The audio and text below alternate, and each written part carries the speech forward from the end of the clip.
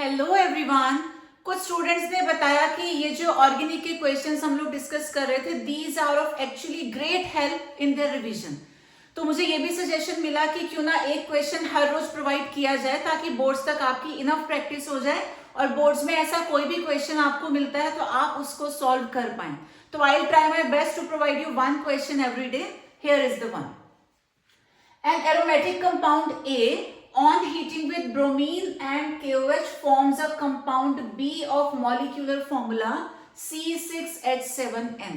तो जितना हमने क्वेश्चन को रीड किया यहीं पे काफी सारी हिंट हमको मिलती है। सबसे पहले कंपाउंड A जो है इसको जब हम हीट करते हैं with Br2 and KOH, previous videos में भी हमने डिस्कस किया था ब्रोमीन एंड KOH मिलने का मतलब this could be Hofmann bromamide degradation reaction.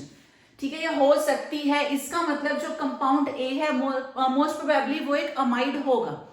आगे रीड करें तो वो एक कंपाउंड बी फॉर्म करता है विद मॉलिक्यूलर फॉर्मूला C6H7N। तो ए जो कंपाउंड बी बनाएगा, बी का फॉर्मूला गिवन है C6H7N। एंड आपसे मैंने बोला था कि जहां भी 6 या 6 से ज्यादा कार्बन आपको दिखते हैं मोस्ट प्रोबेबली वहां पर एक बेंजीन रिंग जरूर होगी। और यहाँ हिंट भी है कि वो एरोमेटिक कंपाउंड है, यानी कि it contains a benzene ring. तो बेंजीन रिंग तो है, अब फॉर्मूला हमारे पास है, इसके according let's try to find कि और यहाँ पे कौन सा ग्रुप अटैच्ड होगा। तो C6 तो हमने यहाँ पे 6 कार्बन यूज कर ही लिए हैं। हाइड्रोजन 1 2 3 4 5 हमने यूज किए हैं। 6 पोजीशन पे हम कोई और ग्रुप ऐड करेंगे। तो आउट ऑफ 7 हमने 5 हाइड्रोजन यूज कर लिए। We are left with 2 hydrogen and 1 nitrogen. तो यहां अगर NH2 लगा देते हैं तो ये हो जाएगा हमारा कंपाउंड B और इसका नाम होता है एनिलीन। ठीक है, अब इसकी रिएक्शन हमने ये कैसे फॉर्म हुआ था? A की reaction with Br2 and KOH। तो ब्रोमीन विद स्ट्रॉन्ग बेस जब आता है ये होता है Hofmann degradation reaction, Hofmann bromamide. तो यहाँ पे जो हमारा ये कंपाउंड ए होगा ये एक अमाइड होना चाहिए। हॉफमैन ब्रोमामाइड में क्या होता है?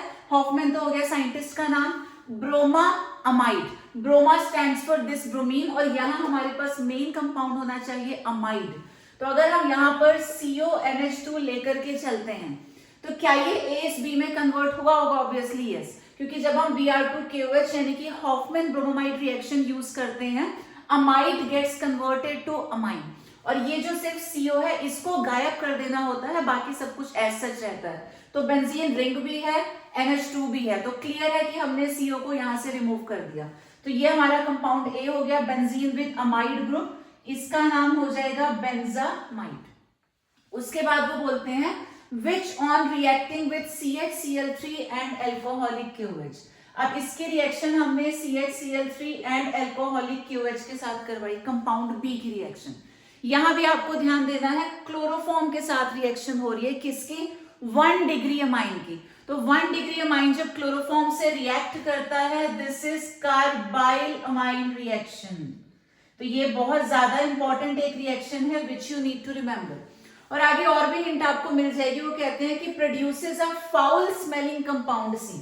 तो ये जो C हमको यहाँ मिलेगा ये कैसा है? फाउल स्मेलिंग, इसकी स्मेल बहुत बुरी होगी। और फाउल स्मेलिंग हमारे पास होते हैं आइसोसाइनाइड्स। तो यहाँ पे जो प्रोडक्ट हमको मिलेगा that should be an isocyanide most probably. तो हमने क्या किया, एनिलीन में CHCl3 ऐड किया in presence of alcoholic KOH, this is carbylamine अमाइन reaction.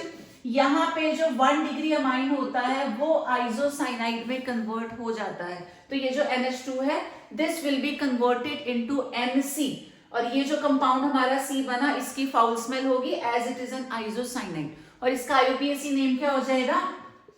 This is phenyl isocyanide. NC हो गया आइसोसाइनाइड, उसके साथ में हमने फिनाइल ग्रुप को अटैच कर रखा है।